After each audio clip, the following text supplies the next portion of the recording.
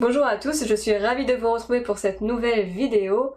Je suis Annabelle de Zen et Épanouie pour vous aider à renforcer votre bien-être dans votre vie.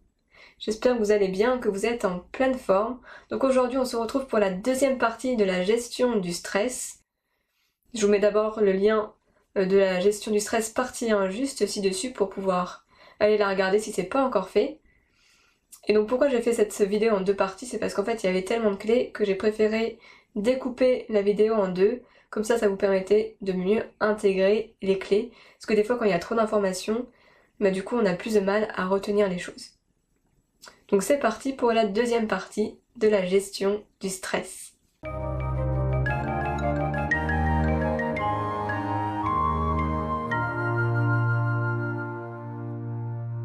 Cinquième chose, ça va être de vous préparer. Je pense que c'est vraiment une clé super importante quand on est stressé, parce que souvent quand on est stressé, c'est parce qu'il y a une partie de nous qui a l'impression qu'on n'est pas à la hauteur, qu'on va pas y arriver, qu'on n'a pas les compétences. Donc le fait de vous préparer, d'anticiper l'événement, la situation, que ce soit un oral, que ce soit un entretien d'embauche, que ce soit un examen, ou même que ce soit voilà, une situation de communication avec quelqu'un que vous appréhendez, peut-être de voir voilà, comment vous pouvez mieux gérer la situation, comment peut-être planifier des étapes avant l'événement, avant l'examen, avant l'entretien. Ça peut être également d'augmenter progressivement la difficulté des étapes avant l'échéance.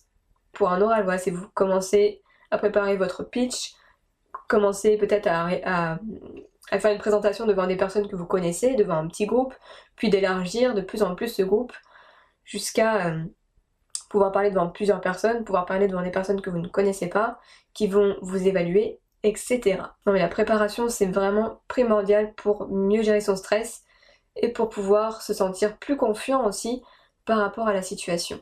Ensuite, sixième chose, ça va être de vous ressourcer, de prendre du temps pour vous. Ça c'est vraiment important aussi. Quand on est stressé, en fait, il faut vraiment prendre du temps dans la journée pour relâcher la pression. Parce qu'en fait, moins vous prenez de temps pour relâcher cette pression, et plus le stress augmente, plus l'hormone du cortisol, donc l'hormone du stress, augmente dans votre corps, et c'est vraiment un poison, ça use votre organisme.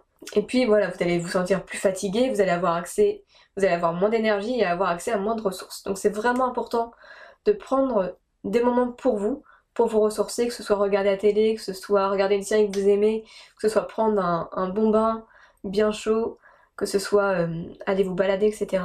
Mais vraiment prendre du temps pour vous changer les idées. Et pendant ce temps-là, c'est important aussi de penser à autre chose. Hein, parce que des fois, quand on se prend du temps pour soi et qu'on se dit oh là mon dieu, mais j'ai tellement de choses à faire et j'ai encore ça à faire, on profite pas vraiment du moment et on est encore stressé en fait. Donc ça va vraiment être de réussir à switcher et à se dire ok là je prends ce temps pour moi, je me dédie pleinement à ce moment-là, je suis centrée sur ma respiration, je suis centrée sur ce qui se passe là maintenant, mais pas sur ce que j'ai à faire après. Et arrêtez de culpabiliser aussi de prendre ce temps-là pour vous, parce que très souvent on a tendance à se culpabiliser quand on prend du temps pour soi alors qu'on a encore plein de choses à faire. Mais en fait ce qui est intéressant de vous dire c'est que ce temps-là, il va vous permettre d'être plus efficace ensuite, il va vous permettre d'être plus productif ensuite, d'être plus disponible aussi pour vos proches, parce que vous allez apaiser votre niveau de stress, vous allez retrouver de l'énergie.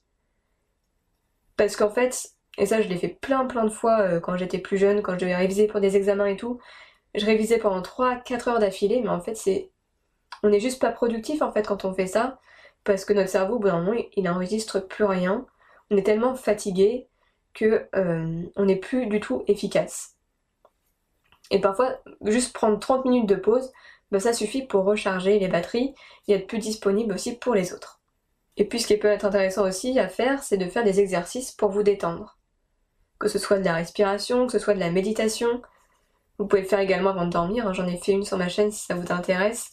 Pour voilà, diminuer un petit peu les pensées, relâcher votre corps avant de vous endormir, ça va vous permettre d'avoir un meilleur sommeil et d'avoir accès aussi à plus de vos ressources le lendemain. Et en plus le sommeil ça permet aussi de stocker les informations, donc en période d'examen c'est vraiment important d'avoir un bon sommeil. Et puis ça peut être aussi faire une lecture du corps, voilà, de commencer soit par la tête ou soit par les pieds et de relâcher chaque muscle du visage, des épaules, du thorax, du ventre, du dos, jusque dans vos jambes et jusqu'à vos pieds, pour vous relâcher complètement et vous apaiser. D'ailleurs, je vais vous mettre le lien là juste ci-dessus des exercices de détente que j'ai fait sur ma chaîne. C'est des exercices vraiment très rapides, hein, de 2-3 minutes, que vous pouvez mettre en place partout et qui sont vraiment efficaces pour réussir à se détendre et avoir plus d'apaisement en soi. Et une autre technique très intéressante, c'est l'EFT. Pour gérer son stress, c'est vraiment efficace. EFT, c'est Emotional Freedom Technique. En fait, c'est une technique de libération émotionnelle. Et en fait, le principe, c'est qu'on va tapoter sur des points énergétiques en se disant des phrases. Par exemple, je suis stressée et je m'aime et je m'accepte tel que je suis. J'ai peur pour cet examen, mais je m'aime et je m'accepte tel que je suis. Et on fait des rondes comme ça en se disant des paroles centrées sur le problème pour les premières rondes. Donc voilà, les points. On se dit nos difficultés en même temps qu'on tapote.